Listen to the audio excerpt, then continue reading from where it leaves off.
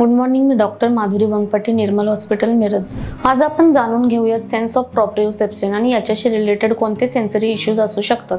आपण जरी डोळे बंद केले तरी आपल्या बॉडीला ब्रेन कडून कमांड मिळतो की आपली बॉडी पोझिशन कशी आहे, आपला जॉइंट सेन्स काय आहे, याचा कंटिन्यूअस सिग्नल आपल्या ब्रेन पर्यंत पोहोचतो। हे काम आहे प्रॉप्रिओसेप्टर्सचे। प्रॉप्रिओसेप्टर्स आपल्या बॉडीमध्ये कोठे असतात तर जनरली स्किन मध्ये, जॉइंट्स मध्ये, स्केलेटल मसल मध्ये, स्ट्रेस रिसेप्टर फॉर्म मध्ये असतात। जेव्हा आपण बॉडी पोझिशन चेंज करतो तेव्हा सबकॉन्शियस लेवलवर बॉडी मसल आणि ब्रेन मध्ये कम्युनिकेशन होते। हा जो हिडन सेन्स आहे, इंटरनल सेन्स आहे, यालाच प्रॉप्रिओसेप्शन म्हणतो। या प्रॉप्रिओसेप्शन सिस्टमचे काय इम्पॉर्टन्स आहे तर हायपर ऍक्टिव्ह मुले कंटिन्युअसली एका ठिकाणी बसत नाही, तिकडे तिकडे पळतात। याशिवाय मुलांना रायटिंग करत असताना कळत नाही की नेमके पेन वरती किती प्रेशर दिले पाहिजे जेणेकरून ते व्यवस्थित रायटिंग करू शकतील।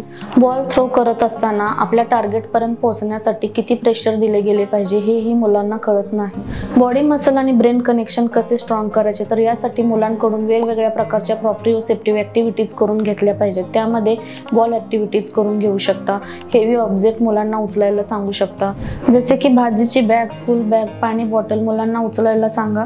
अशा प्रकारचे हेवी वर्कआउट मुलांकडून करून घेतले तर प्रॉप्रिओ सिस्टीम स्ट्रॉंग होईल।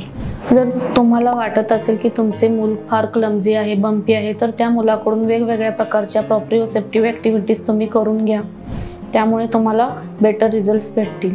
इनफॅक्ट ह्या मुलांच्या आय कॉन्टॅक्ट रिस्पॉन्समध्ये, अटेन्शन स्पॅनमध्ये सुद्धा खूप इम्प्रूव्हमेंट होईल।